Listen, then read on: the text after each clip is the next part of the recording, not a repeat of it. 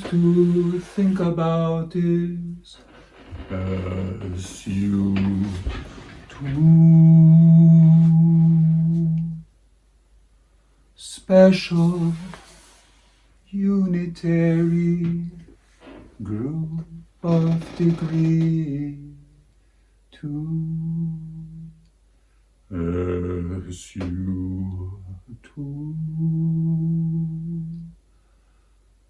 As you do.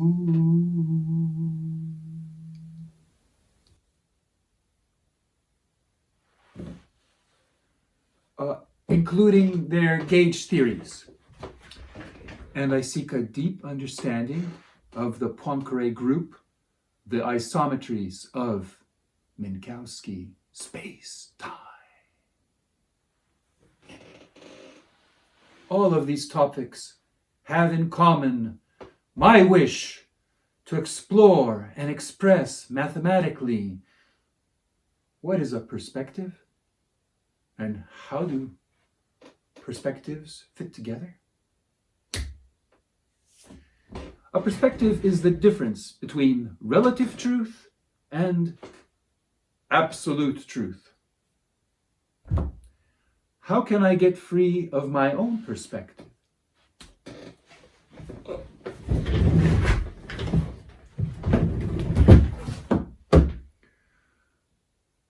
I can allow for other perspectives. I can appreciate the frameworks by which perspectives fit together. And I can learn what it means to have no perspective at all.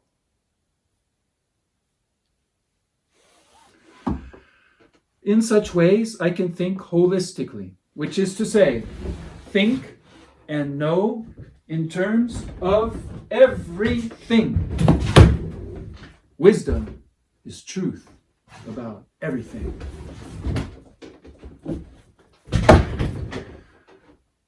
I will give an example of how 3 different perspectives fit together. In this example, I will define 3 concepts. 1, all, many. I'm not aware of logicians ever defining these concepts. Here is my definition. If you're looking for 1, you might just find all, and you're making the most of many. Let us search for constant. Concentrate. I have to concentrate. Wondrous treasures. Help me concentrate. I want to wondrous trait. Help me wondrous. Help me concentrate. 1, all, many are 3 mental circumstances which are employed in computability theory. Specifically, in defining the minimization operator mu, which is a schema for constructing partial recursive functions, also known as general recursive functions. These are set functions whose domain and codomain are the natural numbers, by which I mean the non-negative integers. Indeed, their inputs and outputs can be understood to encode finite lists of natural numbers. Our story begins with primitive recursive functions, which are generated by 5 schemas. The successor function, constant functions, projection functions, the composition operator, and the primitive recursion operator. Primitive recursive functions are total functions, which means that they are well-defined everywhere. But this well-definedness actually limits their power to compute. I want to live in the spirit of the indefinite. Do you believe in the minimization operator mu? Axiomatically, as a schema, which takes an F and returns a mu of F? You have to I think believe so. in me. Sure. Because otherwise, all you got are primitive recursive functions. Now, if I find my zero, then I can't promise you nothing. But if I don't, then I keep searching. And I will take this function f that you belong to and give you a whole new other function, mu of f, that is indefinite. Definitely indefinite. Definitely indefinite. A sixth schema. The minimization operator mu is needed to achieve the full power of computing.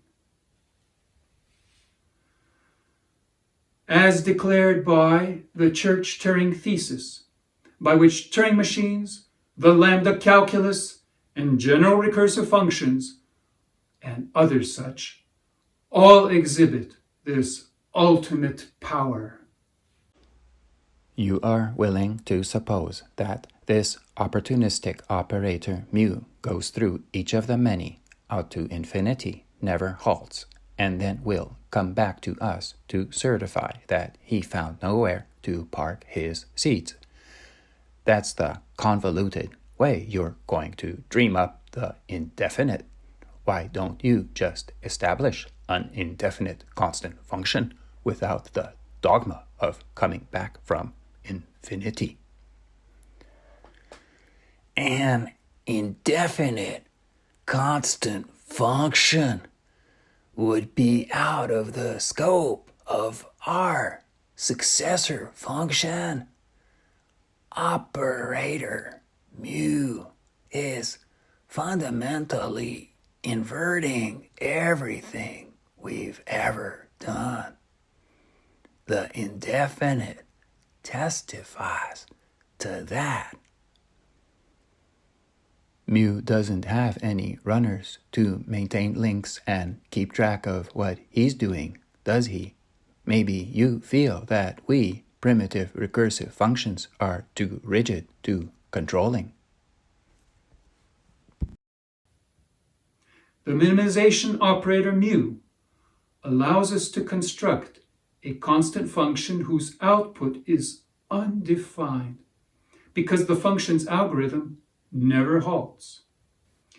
The minimization operator u does this by bringing together three mental circumstances which unfold in a search for constancy, namely, one, all, many.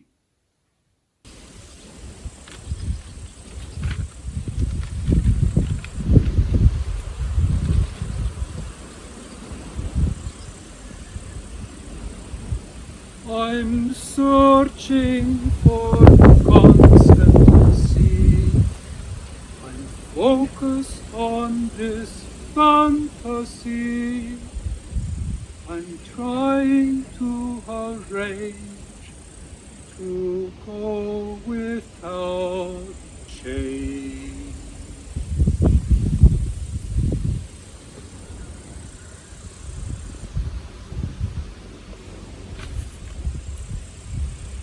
Indeed, we can think of minimization as a search for constancy, a search for zero, a search for whatever zero could mean, we will see that zero can mean one, or all, or many, wherever the constancy should be. Are you a house plant, indoctrinated, domesticated, subjugated by animal masters, the ideology of the seed, and the triple calamity of the racial caste system? I'm a plant, not an animal. Can't we get along? What are these calamities? First calamity. You give up your links to your own community of primitive recursive functions for the sake of an animal dream they concoct of the one place of your own for your seed. Second calamity. After all, you discover that this animal dream was completely meaningless, satisfying nothing. Third calamity. You had to overcome many hurdles of animal prejudice along the way in pursuit of this animal dream. Let f of n be a primitive recursive function, or more generally, a general recursive function. Then the minimization operator mu defines a function mu of f, whose output may be defined or undefined, but depends only on f, and is independent of n, the input for f. Mu of f returns, if possible, the least value n, such that f of n equals 0, and f of m returns a non-zero number for any m less than n. If there is no such n, then mu of f does not return anything, does not output anything, but is undefined, and we can say that it never halts but runs forever. The way to think about the minimization operator mu is that it is an algorithm which constructs mu of f from f by calculating f of 0, and then f of 1, and then f of 2, and then f of 3, and so on, as if they were subroutines. Running any of these subroutines f of I yields various possible outcomes. First, it may be that f of I outputs 0, and assuming that we have been proceeding methodically, we have found the least such I, and so we set mu of f equals I, and we're done.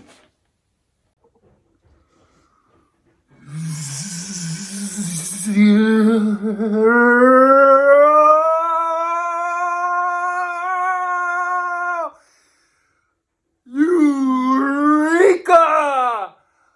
I have found it. My parking spot is very first available. I am Minimization Operator mu. Now I print out mu of f, constant function, gives the number where I parked, so I never forget. One spot I took, one, only one. I am perfect Parker. Second, if f of I outputs a non-zero number, Then we continue by running f of I plus 1. Those are the two possibilities of f is a total function, defined for all natural numbers. I am so methodical. I check, see, is the spot taken? If it is, I move on to next spot. I have my method of many spots. I am perfect, Parker. But if f of I is undefined, then mu of f is likewise undefined, and we are done. I got stuck at this spot. Are you free? No answer. I thought they were leaving, but they couldn't figure out what they were doing. They took forever. Forever. Total gridlock. So I print out mu of f, a constant function that is undefined without a number, to certify no parking. I am perfect, Parker. But even if f is a total function, which is always defined, then if there is no I for which f of I equals 0, then there is no least such I, and mu will run forever, will never halt, and mu of f will be undefined. I have gone through all spots out to infinity. Parking lot is totally full.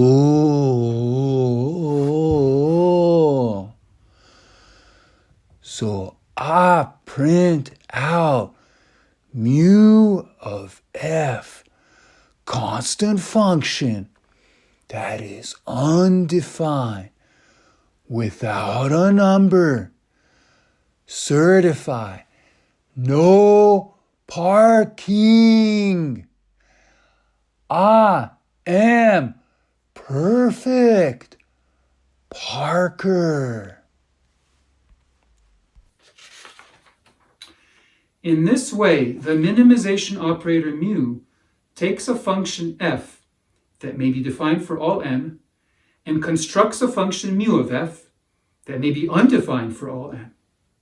Basically, we are constructively inverting the function f to identify the least value I for which f of I equals 0. But there may be no such I, in which case mu of f is undefined. The point of this construction for us is that it showcases the concepts one, all, and many. You say we already have constancy. We don't have to search for it. Seeds are searchers. Searchers evolve into animals. Animals eat plants. Plant eaters subjugate plants with mathematics. Imagine that the number 0 represents constancy, and that we are searching for constancy.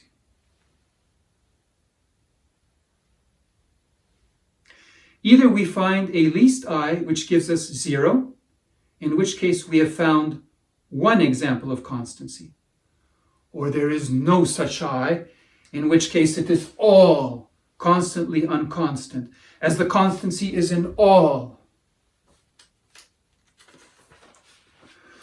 But furthermore, we have been leveraging a third form of constancy, inasmuch as input I does yield an output f of I. In the series of subroutines, we constantly assume that if a subroutine halted and returned output, then we must have run it and provided it input. This is the regularity of the many, by which we can say those subroutines are multiply constant.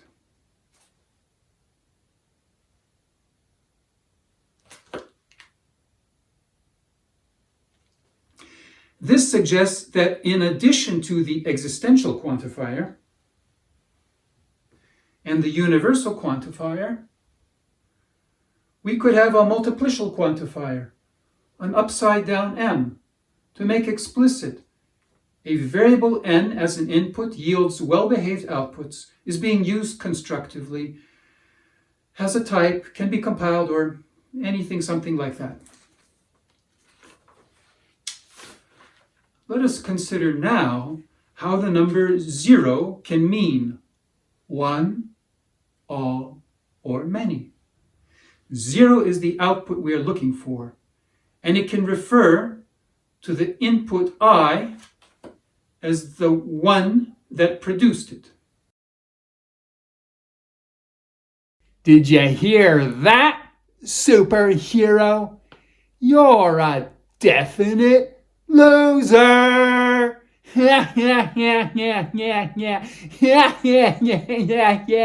Sometimes I win. What do you win? Super Zero.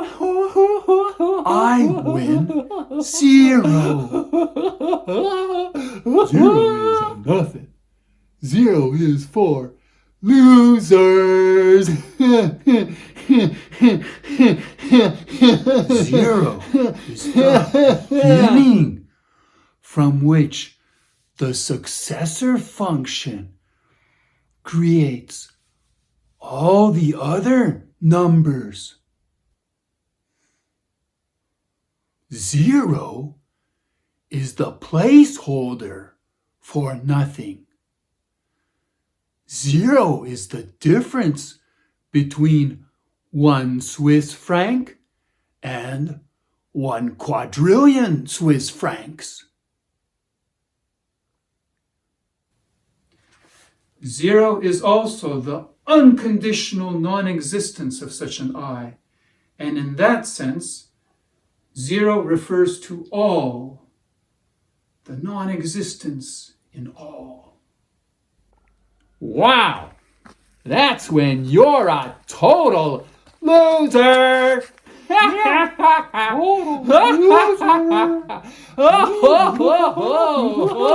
answer that, can you?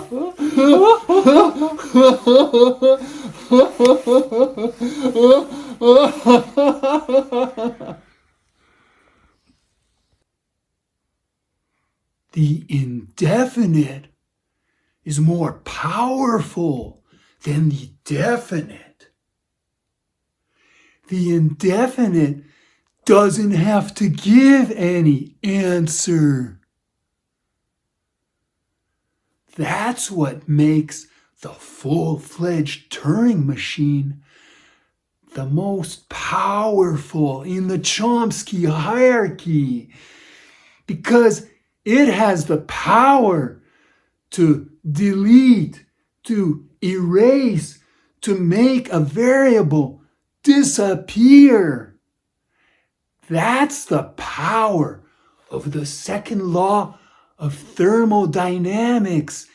Irreversibility, untraceability, to make everything doomed or create life out of nothing. The indefinite has godly power, but you are all primitive recursive functions. You are all total. You are all definite. None of you is partial. None of you is indefinite. That's why you always give answers. So you don't understand.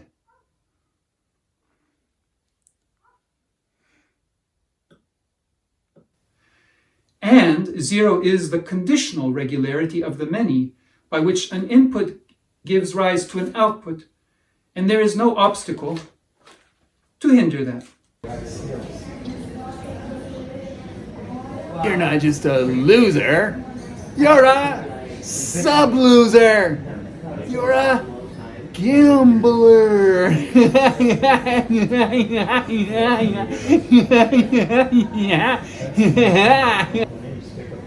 I am a player. I keep playing. You keep waiting to win, and if you win 0. And mostly you're just losing over and over. You don't find your 0, and you may never win.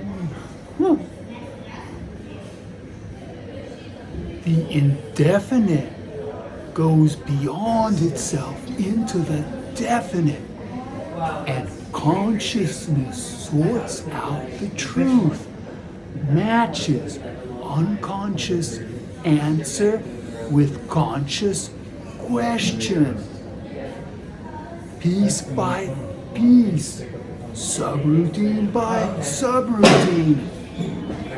Consciousness forms the many. By gambling, you can lose not just your many, but your wife's many, your children's many, your friends' many, your many jobs, your many homes, your many cars, your many pets, your many plants, and your many routines that make up your humanity.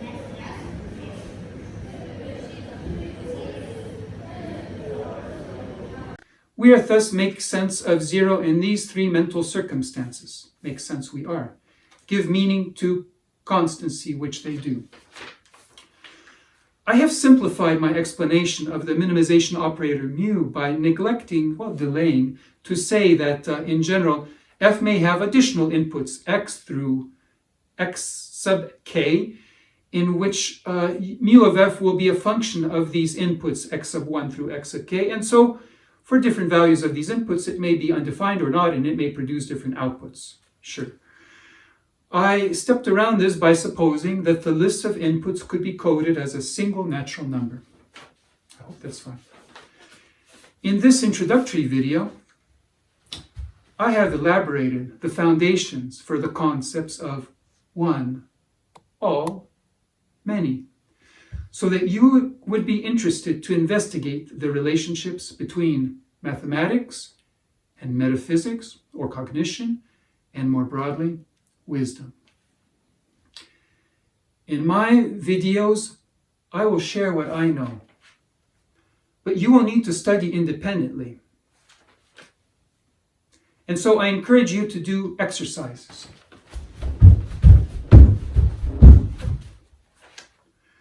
I write out technical terms so that you could look them up.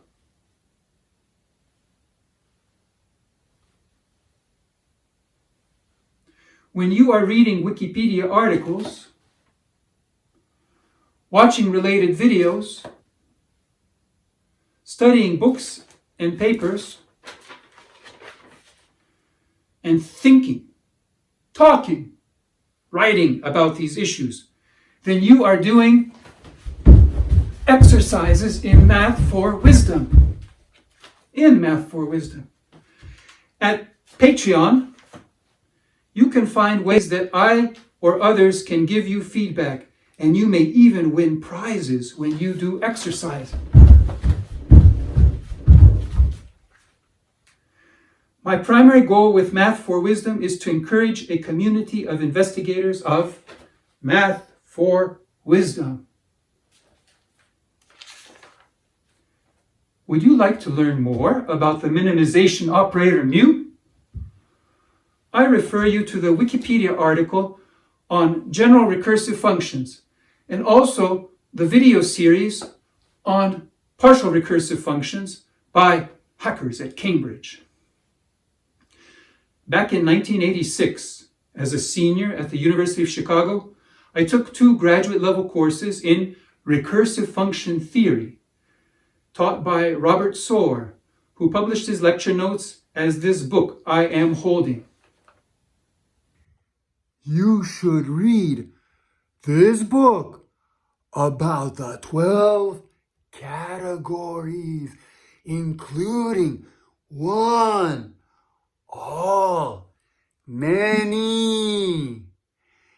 Yes, it does have mistakes, but wondrous fixes them.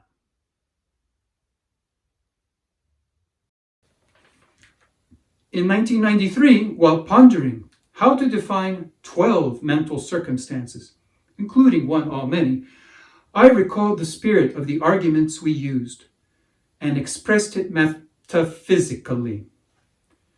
In 2022, in preparing this video, I was surprised and delighted to realize that this metaphysics is captured in the very few first pages by this minimization operator mu, which Soar called unbounded search.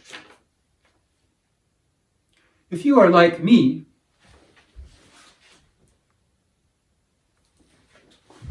then you may wonder, how profound are the 6 schema? Do they have any cognitive, conceptual, or metaphysical significance? Mathematically, there are lots of ways of cooking up schemas that will yield the general recursive functions. Nevertheless, if we express and organize these schema in a most elegant way, then we may reveal underlying structural symmetries that may be unavoidable. In particular, we could try to relate these 6 schema to the levels of the Chomsky hierarchy: finite automata, push-down automata, linear bounded automata, and Turing machines. If you would like to investigate such problems together, then let me know. At my Patreon page, you can learn how I could advise you in your research, a bit like an advisor for a PhD student. Or we could find all kinds of ways to work together. Pedagogically, I love to show how ideas branch out and how they relate. But I believe in these videos it is important to keep returning to the main ideas. One, all, many. So that you can approach them as many ways as possible, including emotionally. The minimization operator mu does not define one, all, many in terms of simpler concepts, but rather acts as a mind game by which we demonstrate our familiarity with these concepts. Let us now make this fun and memorable and practical with a real-life problem. You are a princess, and you are looking for a prince, the love of your life. You disguise yourself as a traveling salesperson, which is how everybody has known you since birth. You proceed methodically, house by house, starting with the first house on a street that extends on to infinity. At each house, you ring the doorbell and you wait for the door to open. If your prince opens the door, then you have found the one. But maybe a frog opens the door. So you go on to the next house, and so on, and so on, and that is all. And then there is the assumption that you realize you have been making, which is that the doorbell you ring is actually related to the particular door that opens, because otherwise your plan doesn't make any sense. Your plan assumes the many. So that shows that you know what it means to be one or all or many. But it also shows that you may be ringing doorbells forever, which means that you are never at home. And maybe your prince is looking for you, but you are not opening your door. Who should be looking for who? I really like India, Princess in Lolita. I'm searching for constancy. Darling, please dance with me. Only if you please, we could go into a tree.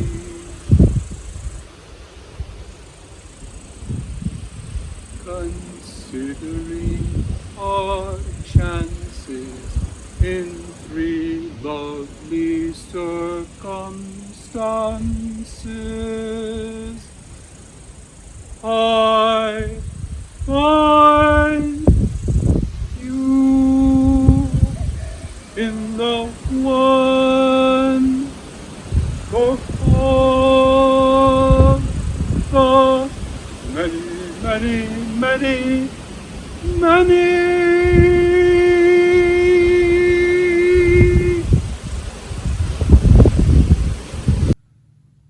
Who should be looking for who? That is the question. Then you realize that when you get to your house, you may find the prince there. But then you realize that you may get to his house first, and he will never answer because he is never at home. And you will both wait at each other's doors forever. But actually, if you both are out ringing doorbells on the same street, patiently and methodically, as befits true lovers, then you will find each other at the same door, the first door which never opens, as you wait there forever in endless anticipation, happily ever after. The end.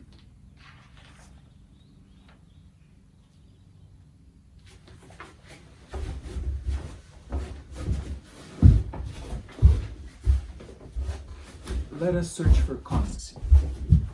Either we find one example of constancy or not.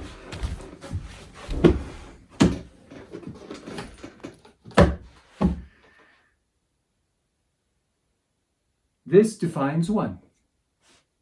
If we don't find an example, then all is constantly unconstant. This defines all. And finally, our search assumes that the thing we choose to examine is the thing we make conclusions about, are indeed the same thing. This regularity must hold for the many, and so defines it. If you are familiar with computability theory, as in the study of Turing machines with oracles, then you will recognize this argument. It is part of mathematical thinking, what goes on in the mind, yet often doesn't get written down on paper. Perhaps because we don't know how to formalize it, axiomatize it, or otherwise acknowledge it. A general theme in Math 4 wisdom is to slow down our thinking, to appreciate the steps that we take in our mind, to delineate the possibilities, and to recognize how limited they are as regards our imagination.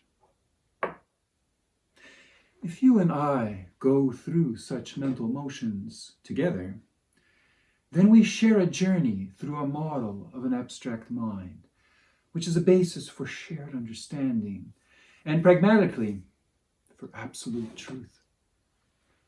Since 1982, when I was 17, I've been observing, collecting, and assembling such cognitive frameworks. I have developed what you might call my own private language. I believe that it is a language of wisdom. But why should you care? Why should anybody care? And who wants to think so abstractly? With Math for Wisdom, I am relating my language of wisdom with the language of mathematics. On the one hand, this will help me express wisdom accurately and draw insights from mathematics.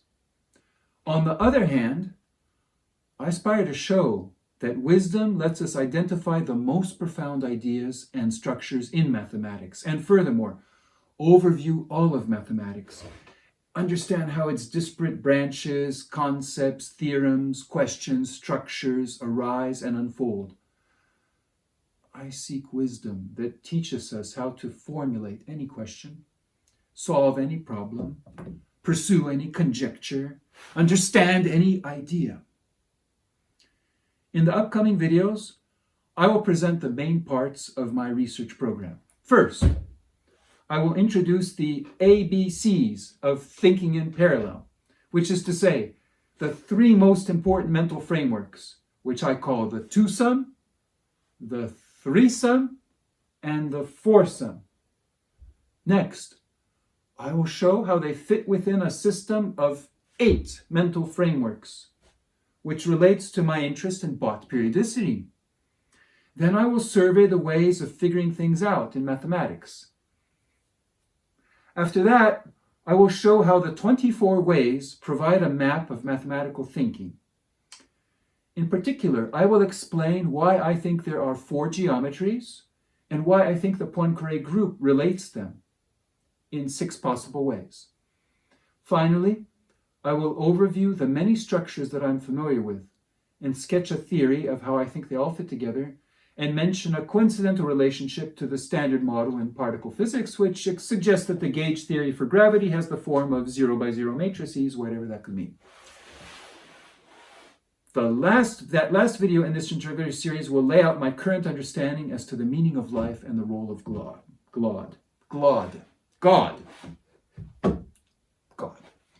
I, you, and others. I think I should tell you the key points now so that you would have a sense of my outlook and what I think is wisdom and the ways in which God is relevant. It will help you understand who I am and why I'm creating Math for Wisdom.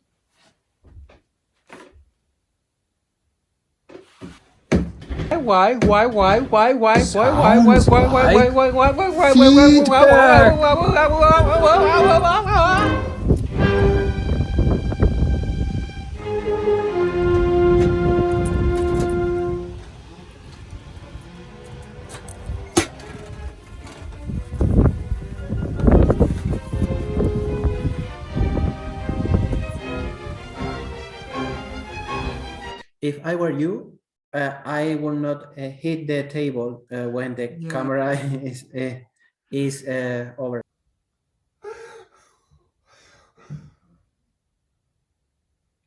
Why did I hit the table?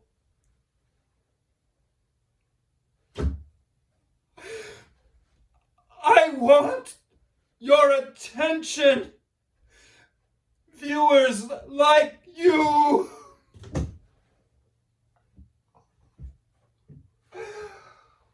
Why do I want your attention? Because I want you to be conscious of wondrous wisdom. What it means for our lives, language, culture, community, civilization, universe. eternal life here and now. Your viewers are helping you. They appreciate what you are trying to do.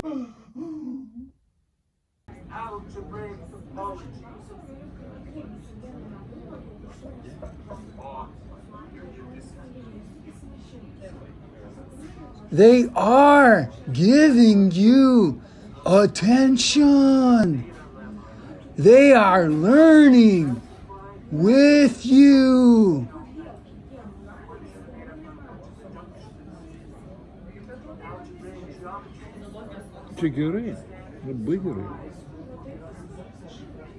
Some of them are liking and subscribing and telling their friends and supporting me through Patreon and showing faith in all of us in Math for Wisdom Land. That's what you want. You don't want to live under the table. You want kitchen talk. What is kitchen talk? Math for Wisdom Land.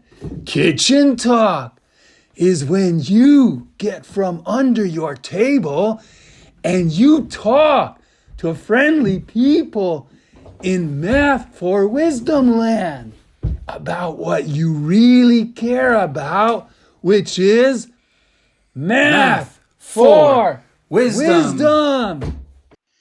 So I'm with my friends John Harland in California and Thomas Gajdosik in his kitchen in Lithuania. And both people with whom I've talked about one, all, many. And so I'm going to try to talk about this concept without any script, but just explain it from as best I'm able, and then they'll be able to comment and perhaps even think of other places where it comes up in mathematics. You know, in order to apply deep concepts like this, it's good to have as many examples as you can, because I think that at least I learn by looking at examples and seeing the commonality between examples. That's kind of how I learn deeper concepts. I'm wondering if the possible physical processes that are consistent with the laws of physics, is that an example of many?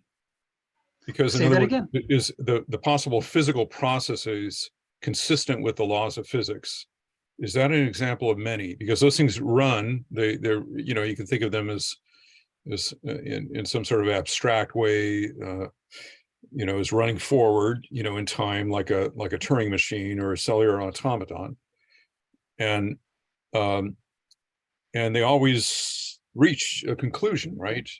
I think they do, or maybe some physical processes don't reach a conclusion. I don't know. Okay, so I think one way that, you know, this is just imagining, but in order to imagine it, one way is to say that a particle is the one, right? Like, so any particle out there is the one, and a field is the all, right? Like, so like, you know, a field is saying like, if you have no particles, but you still have the field, right? Okay. Whereas a particle says is that, you know, what we want is, you know, the particles, you know, providing, let's say, a coordinate system for us that we want. We're looking for a coordinate system, let's say, right? So maybe a coordinate system means a constant point of view, right? And either we find a coordinate system, which means we found a particle, or we don't, you know, we constantly. But if we don't, that's what the field is. The field is saying, well, you're never going to find, there's no coordinate system, right? Maybe that's what it's saying. It's constantly not constant, right? You know, that. But then the many is these processes somehow, that all the potential particles, you know, could be related or whatever in these processes. So that's just an attempt at trying to show like 3 different ways of thinking, how they can all subsist. In today's episode, I provided a basic example of how 3 mental circumstances, one, all, many, appear in advanced mathematics in the minimization operator mu. Why am I obsessing over this example? Because it is a link between mathematical thinking and wondrous wisdom, or mental frameworks, or metaphysical structures, or whatever you'd like to call it. That's why.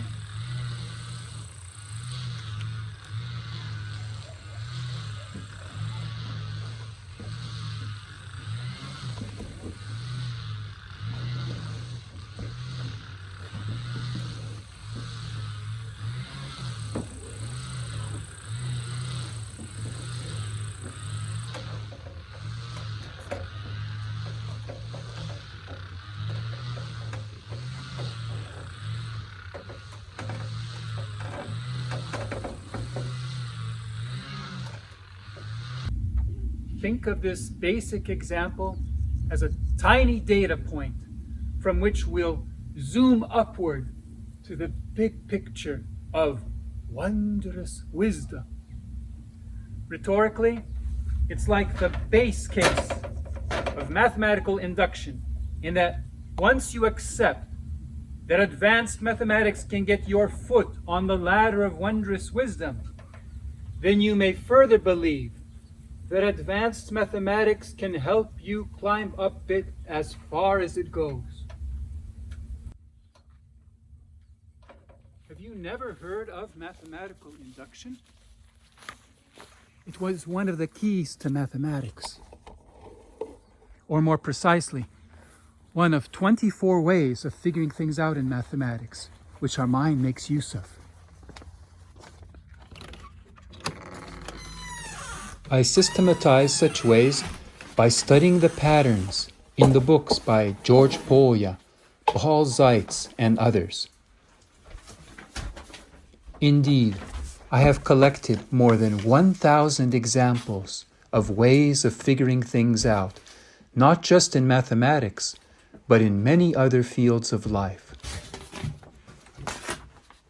This is a perfect activity for us all to collaborate, so that we can survey and compare the epistemologies of scientific disciplines and creative personalities, and thereby appreciate how and why the frameworks of wondrous wisdom arise inevitably.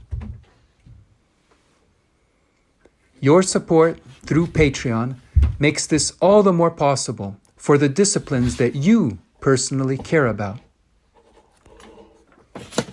I look forward to making videos not just about the keys to mathematics, but also other areas for which I have sketched them out, including biology, neuroscience, physics, chess, the business innovation games known as game storming, and also the ways of figuring things out used by Jesus, used by the Gaon of Vilna, and that I myself used in exploring wondrous wisdom.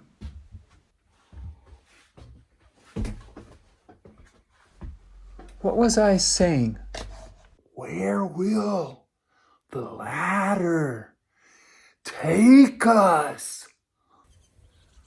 Please, if I may, for the next 6 minutes, break out in song. Technically,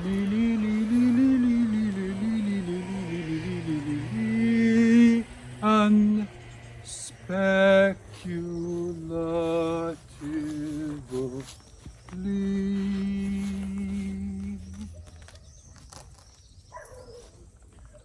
One or many are one of 4 conceptions of the threesome.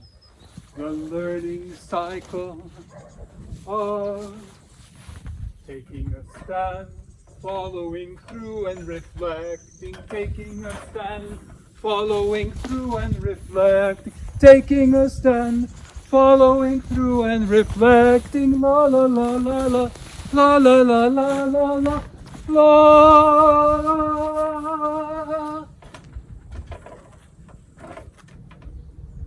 The threesome is one of 8 divisions of everything, which suggests but periodicity in advanced mathematics. The divisions are one of 24 structures which channel the flow of experiences in the worldview of me. The first person. I am one of 4 persons by which we imagine, a 0th person, God, a first person, I, a second person, you, a third person, other.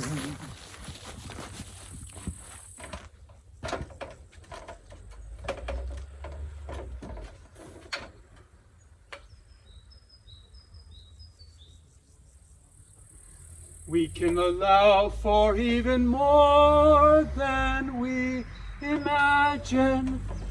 The indefinite goes beyond itself into the definite, then inverts itself into the imaginable and emerges anew as the unimaginable.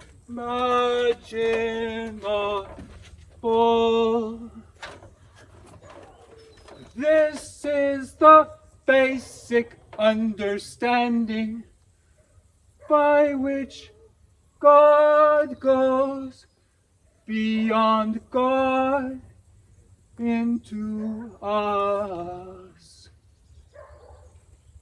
In these 4 stages. But can we understand this more compactly? Yes, yes, yes. In 3 stages with self-understanding. Yes, yes. In 2 stages with shared understanding.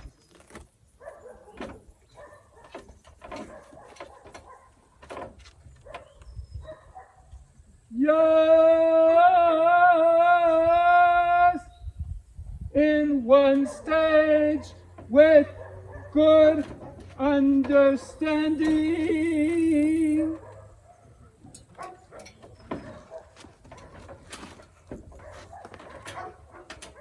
What is good understanding? Good understanding is the pinnacle of wondrous wisdom. The wisdom of the lost child. She has self-understanding that she is lost. She has shared understanding that her parents care that she not be lost. She has good understanding of the asymmetry of childhood and parenthood, that she is the child and they are the parents.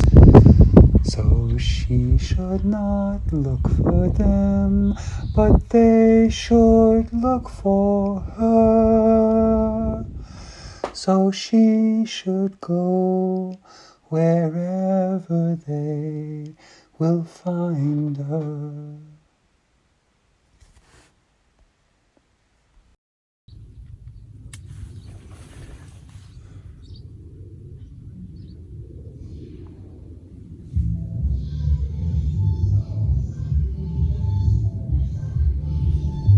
Good understanding is amazing in that child and parent, or analogously, human and God, are able to coordinate their activity without any channel of communication.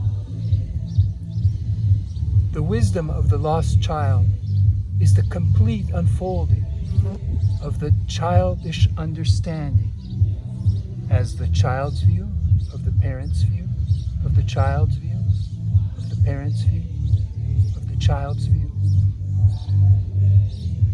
In this way, the child is able to coincide with the parent's view and thereby give up their own childish perspective, which is the point of consciousness, to let go of ourselves.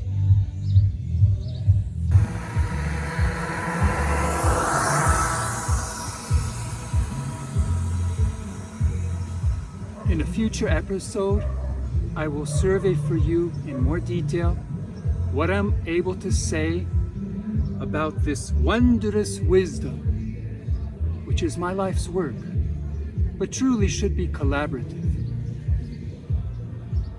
I am a lost child, and perhaps you are too. I have a sense of the big picture of the life we live, and perhaps you do likewise. Math for wisdom is my endeavor to work together as a scientific community to show where the holistic frameworks of wondrous wisdom, relevant for modeling and understanding the big picture, can be found in the practice of advanced mathematics, which reflects the limits of mathematical imagination. I will make many videos about the various cognitive frameworks of wondrous wisdom and where they arise in advanced mathematics. Sometimes I will craft a video as a Math for Wisdom show, like this one. At other times, it'll be unscripted, as kitchen talk. And I will regularly update you on the thoughts and insights I'm gaining in my mathematical investigations to observe, develop, and apply wondrous wisdom. And such updates will get quite technical.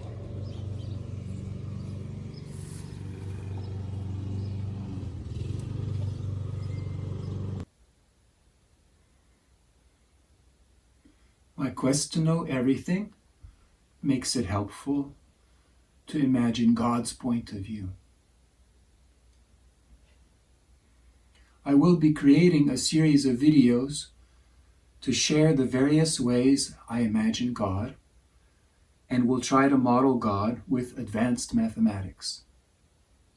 For example, I think of God as a state of contradiction in which all things are true, and I think of God's activity as his or her going beyond himself or herself to give rise to a state of non-contradiction.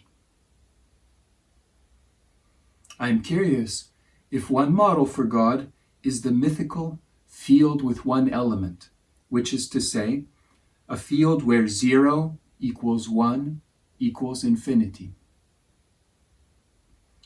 When I read in Wikipedia that the action of the anharmonic group on 0, 1, and infinity gives an isomorphism with S3 as the quotient of S4 over the Klein group, then I wonder, what does that say about God? Speculations about God are for me the top-down approach, which develops a theory to make sense of the facts accumulated by the bottom-up approach of documenting cognitive frameworks such as one, all, many.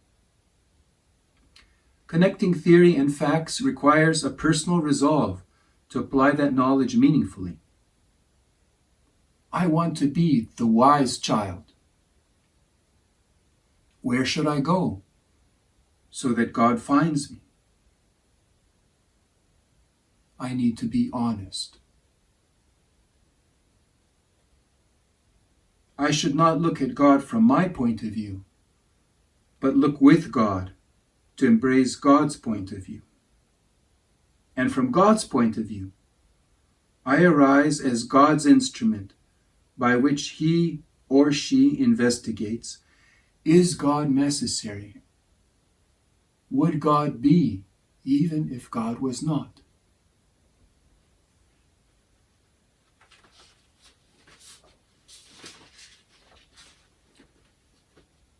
I need to be honest about God. It took me years to accept the truth. It is shocking, but enlightening. God doesn't have to be good. This is the sum of all wisdom. Eternal life is understanding that God doesn't have to be good. Let us take this step by step, and then I will suggest how to model this with advanced mathematics. God is beyond conditions. Good is God within conditions.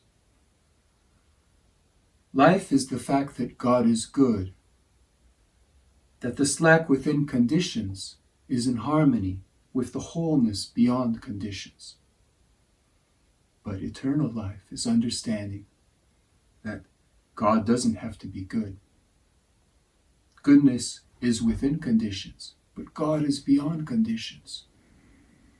Ultimately, if we are to grow, we have to let go of our conditions, identify with the unconditional, and take up richer conditions.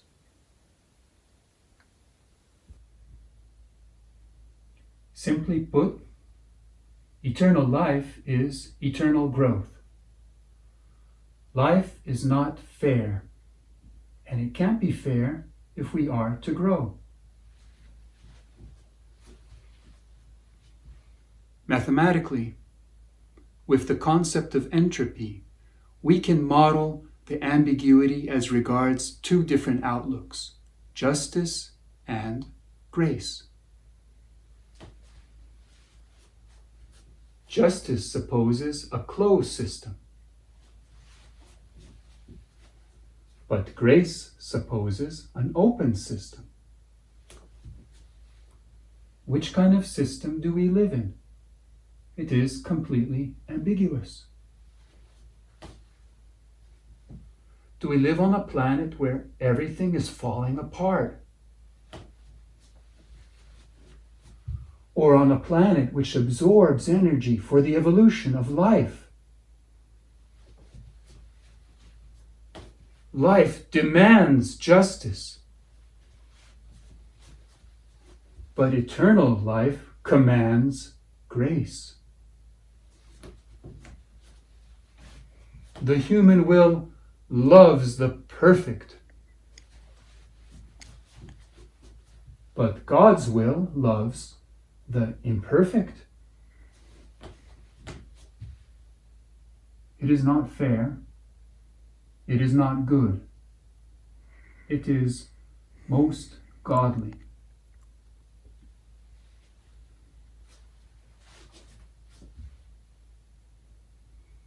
I am telling you the bad news.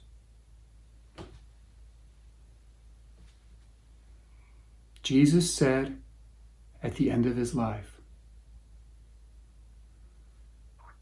I have much more to tell you, but you cannot bear it now. But when the Spirit of truth comes, it will tell you all things. That is exactly the spirit of math for wisdom. The spirit of a language, a science, a community of wondrous wisdom.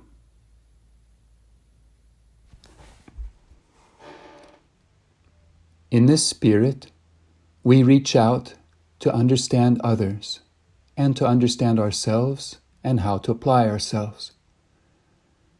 That is how I met Brother David Ellison Bay in 1997 in Chicago. I was organizing goodwill exercises to address situations which trouble us when we want to follow the truth of the heart, but that clashes with the truth of the world. Brother David was a kindred spirit as I sought to apply wisdom to peacemaking, social justice, cultural autonomy, community organizing, personal morality, engaging God, enriching the public domain, making a living, falling in love, and personal growth. I will be making a series of Math for Wisdom videos and organizing related activity to address such practical subjects with wondrous wisdom. If we seek true wisdom, then we must care whether, what, how, and why wisdom matters. Brother David taught wisdom to the many. He gave the house rules. If you open it, close it. If you're asked a question, you give an answer. You're given an input, you give an output. You start your computation, you end your computation. You start a game, you finish the game. You enter the house, you follow the house rules. Then you leave the house. If you leave the house, you can enter the house.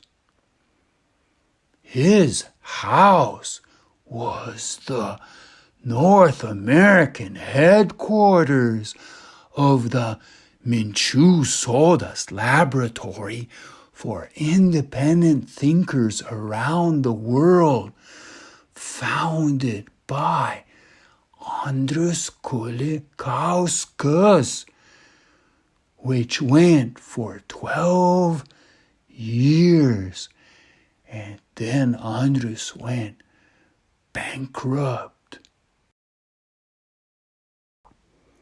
I am sad to say that Brother David died just a few weeks ago.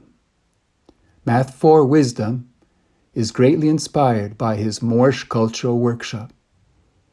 He taught youth and adults hundreds of creative educational activities, including yoga, nutrition, cooking, etiquette, recycling, caring for dogs, cats, and fish, collecting bugs, gardening, music, fashion, the literature of East and West, local, national, and international politics, the racial caste system, the history and religion of the Moors, archiving and curating, hospitality, organizing meetings, managing money, earning money, and accounting. Up here, super glue.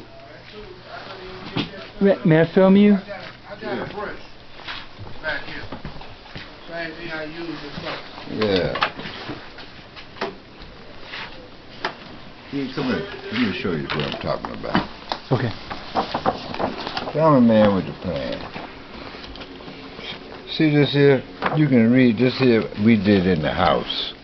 See, they don't want you to do it now. Estimated projection and forecast of 2 years' earnings. Attach narrative explaining basis for showing receipts, expenses, and profits. See? Year. Gross receipts estimated. Cost of goods sold. This is for the bakery? Right. Yeah, operate out the program. You're still in business for 35 years. There's Brother Tim, right? Yeah. Brother David's deepest value in life was compassion. And a question he pondered was how to get people to know their real self. I used to organize independent thinkers, and I asked hundreds of people, but I would want to ask you 2 questions. What's your deepest value in life, which includes all your other values? What's your deepest value? In all of them, what do you value most? The most valuable thing for me is to love and be loved by, by my people, by other people. Well, what is a question you don't know the answer to, but that you wish to answer? Wow. Something you don't know, but you want to know.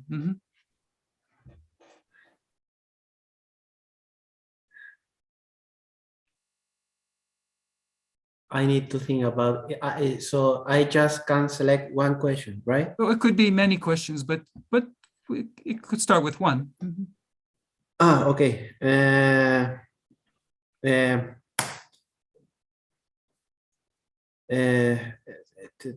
It's a tricky question because I know so little, so little knowledge, and so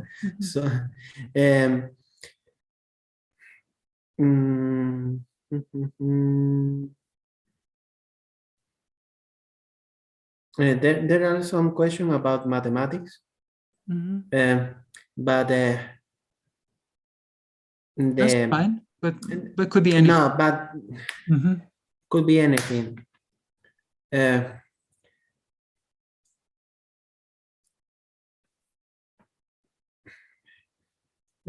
Okay, but at the end of the day, it is not so complicated. But what's the purpose? What's the purpose? Why does humanity exist? What is the purpose of humankind, and what should be why I feel the necessity of find this why. For example, you said in your video, why we why Right. we don't know why. So can I ask wisdom, what's the why?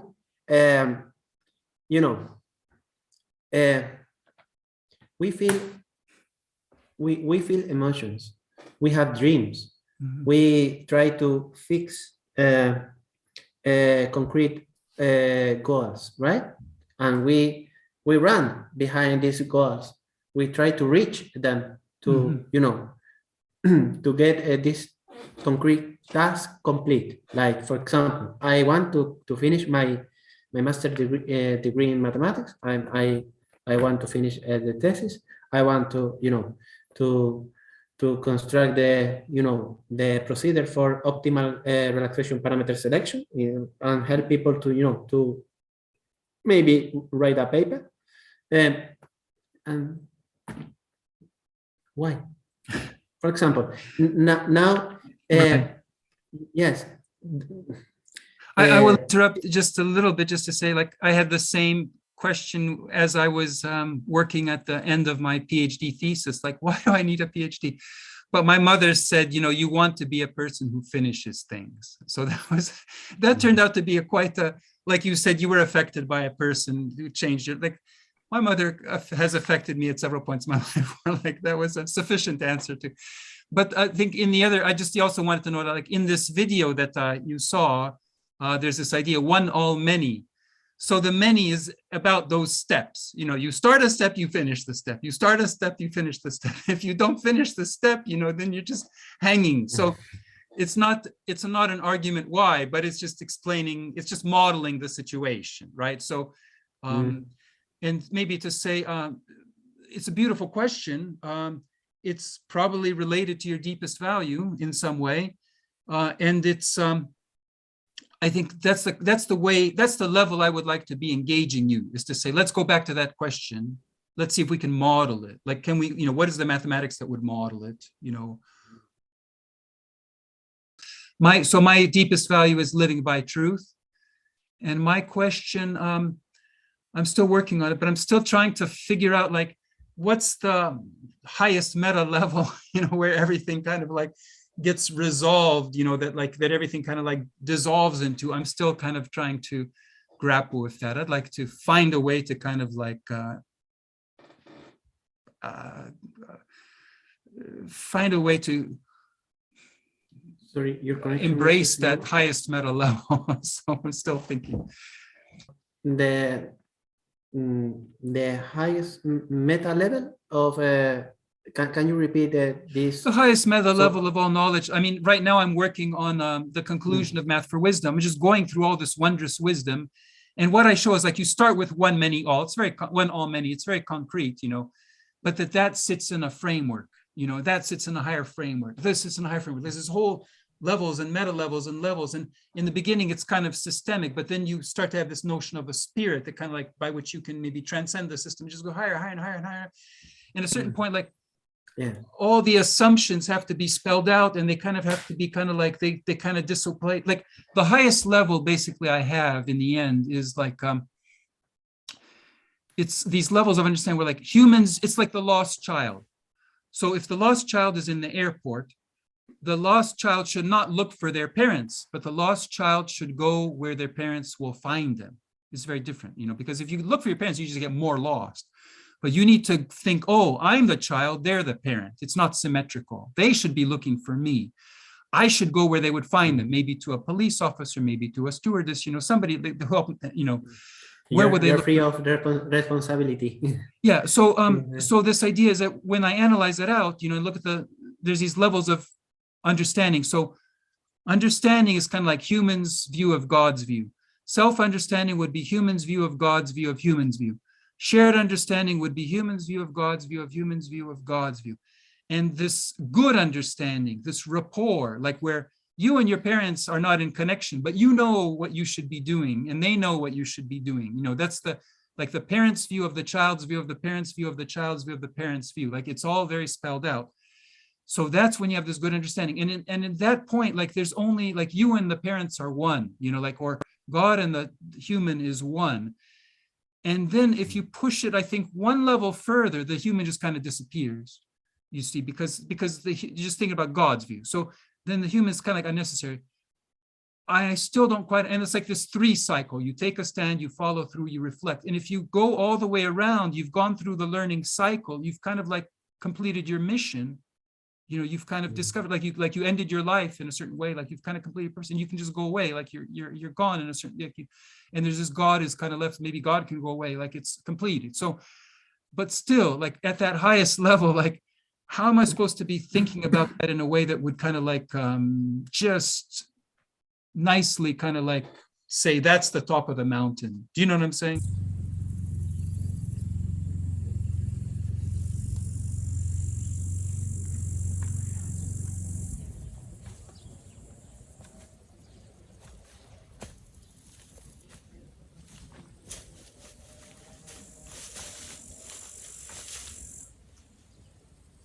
What do I see from the top of the mountain?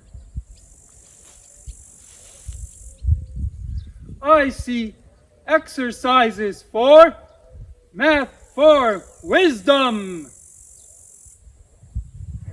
For wisdom, ask yourself, what is your deepest value, which includes all of your other values? What is a question you don't know the answer to, but that you wish to answer. 4. Math for wisdom.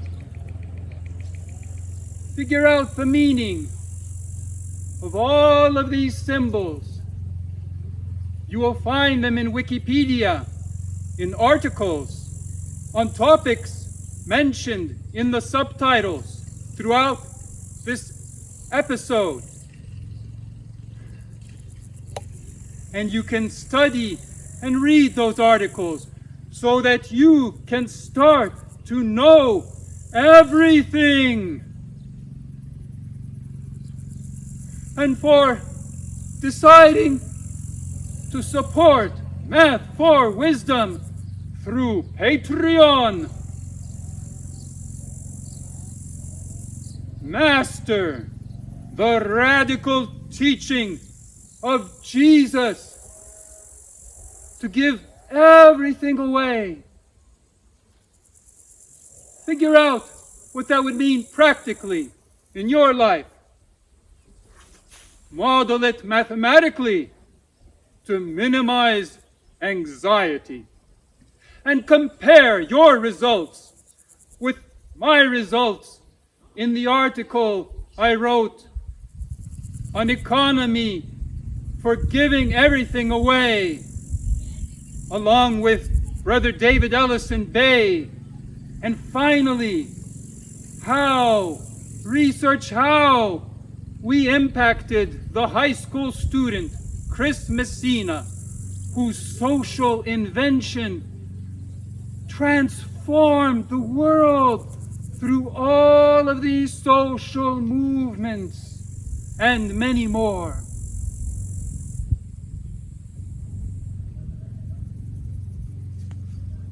I hear the truth of the five-sum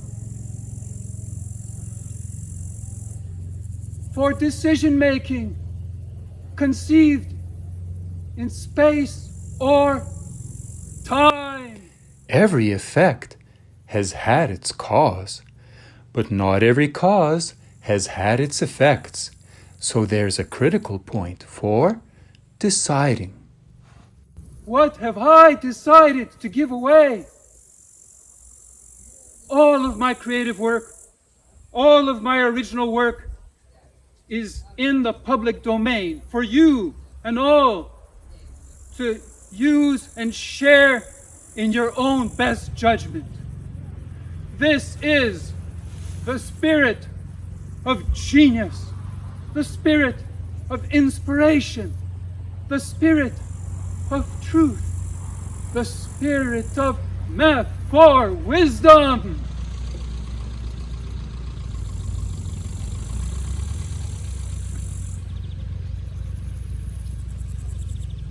Do you know what?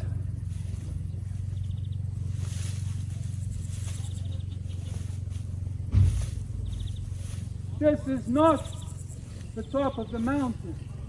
I can see higher vantage points.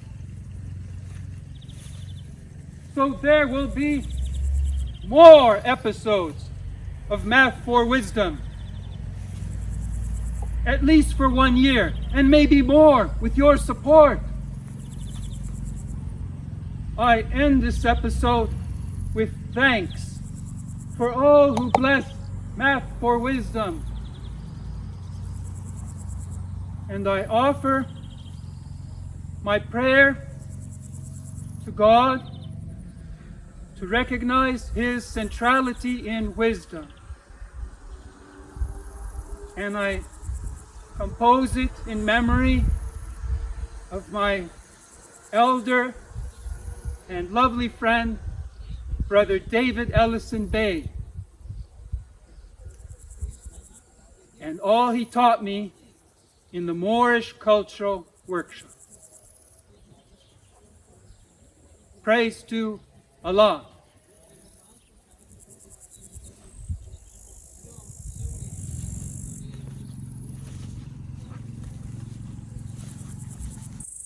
Before I pray, I want to reflect on what I learned from making this episode.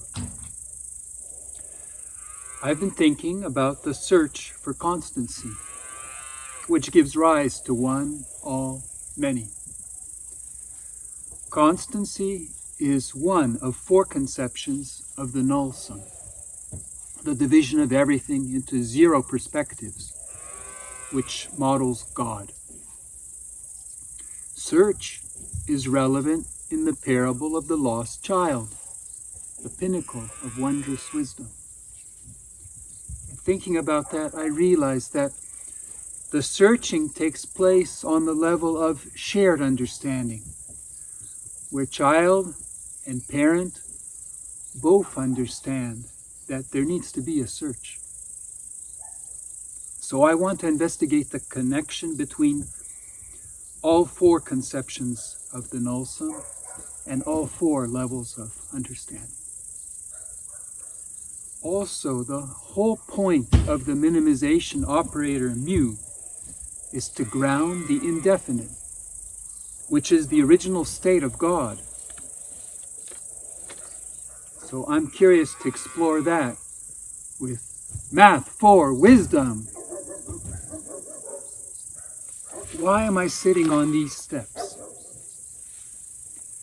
When I was a child in California, about 1970, my mother wanted me to watch a television show, Sesame Street, that she said would be very important. A man named Gordon sat on the steps and explained how we need to make an effort to get along with people of different races and different places. I am grateful for his impact on me and also for the show's creative energy for educating. And I hope likewise to influence you and others with Math for Wisdom. Perhaps graduate students or former graduate students or future graduate students who are hungry for more. Nobody give you something.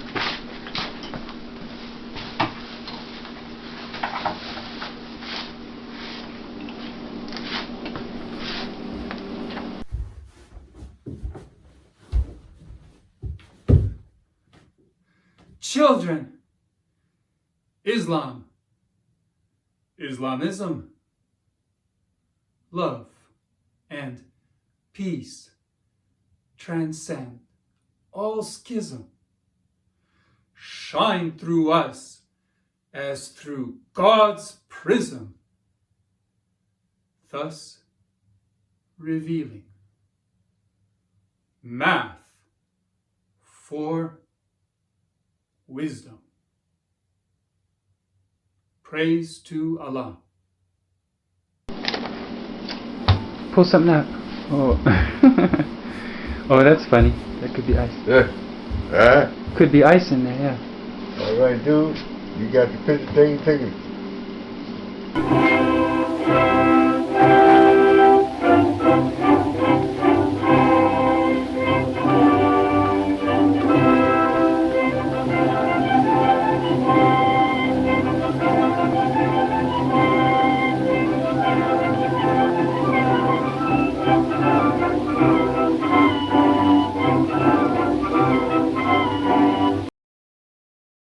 Target audience.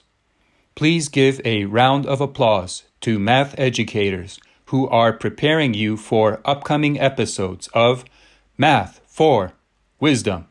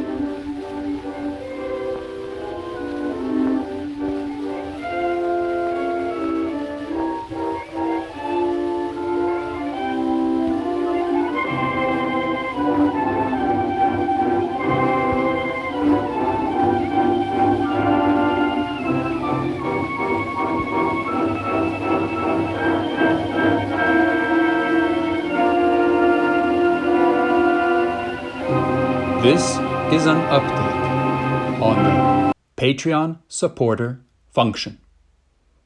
Input is 0 supporters.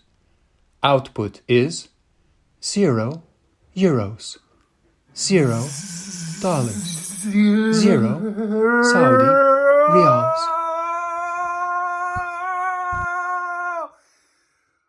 Eureka! Minimization Operator mu has terminated. Target audience, please stay tuned for a special preview of Foursome, starring Yoneda Lemma.